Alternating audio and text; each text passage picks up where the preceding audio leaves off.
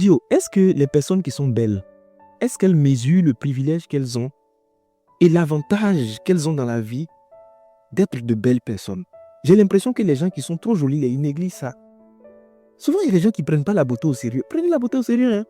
Souvent, asseyez-vous, regardez-vous, et puis remerciez vos parents de vous avoir donné ces gènes-là, de vous avoir permis, dans cette loterie génétique-là, de sortir jolie. Souvent, ils ne vous ont pas laissé des immeubles, beaucoup d'argent, mais si vous ont laissé la beauté, c'est quelque chose. Ça, c'est une âme que Dieu vous donne pour vous défendre dans la vie comme ça. Tu sais ce qui est bien à Dieu? Que ce soit les animaux ou les hommes, il leur donne toujours quelque chose pour se défendre dans la vie. Dieu ne permet jamais à quelqu'un d'être désarmé totalement. Il y a toujours une âme qui te donne. La beauté, c'est une âme. Mais j'ai l'impression que les gens négligent, mais les gens ne prennent pas au sérieux cet avantage-là.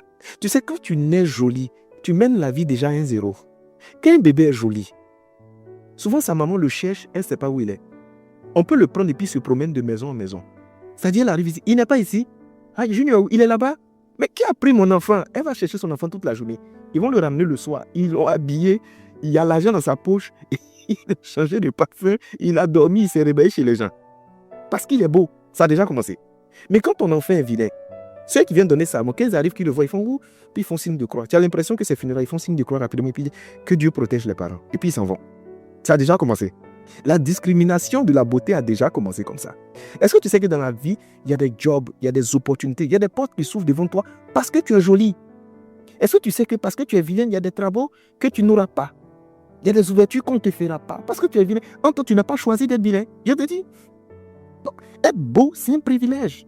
Est-ce que tu vois combien de fois les gens souffrent pour être beaux? Regarde les femmes. Elles vont aller se faire charcuter, passer sur le billard. Ils vont les découper comme ça. Petit, pour leur donner certaines formes. Elles vont arriver, elles vont souffrir des blessures, elles doivent se traiter. Il y a d'autres pays au-dessus sur elles à cause de ça.